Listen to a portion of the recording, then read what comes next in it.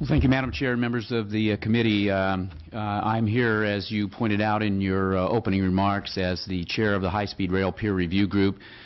That's a statutorily created group consisting of 8 members appointed by the Controller, the Treasurer, the Secretary of Business, Transportation and Housing, and the Director of the Department of Finance. We currently have 6 members serving on that group.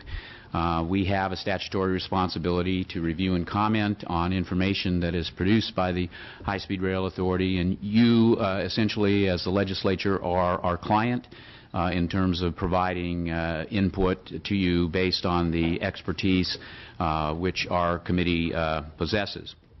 We have a financial expert. We have 2 folks who have been actively engaged in the development and construction of high-speed rail around the world. Myself, as someone who's been involved in the intercity passenger rail services provided by Caltrans, but also now as the CEO of one of the 5 member agencies that constitute the Joint Powers Authority, which is Metrolink.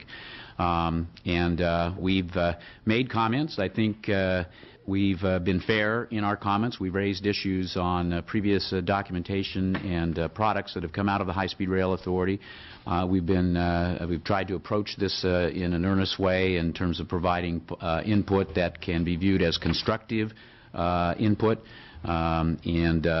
While some media outlets have viewed that as highly critical, these are issues and points that need to be raised, and we'll continue to provide that kind of input as the process goes on.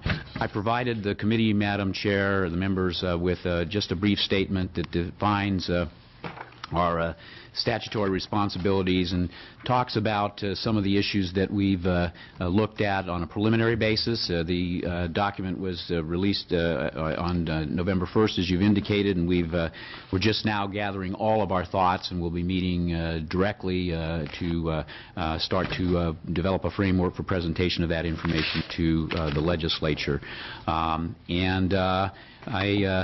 I think we're prepared to meet with members of the legislature, this committee, and others as you deem appropriate to talk about some of the issues. I think in brief summary, I would just say that while the High-Speed Rail Authority's business plan of November 1st is a substantial improvement over previous documents. We're particularly happy to see the inclusion of a blended approach to doing business. That's something that in my capacity as CEO of the Orange County Transportation Authority, along with my counterpart at the Los Angeles Metropolitan Transportation Authority, Art Leahy, we actually sent a letter to the authority a year and a half ago asking for consideration of a shared use concept. The authority has listened.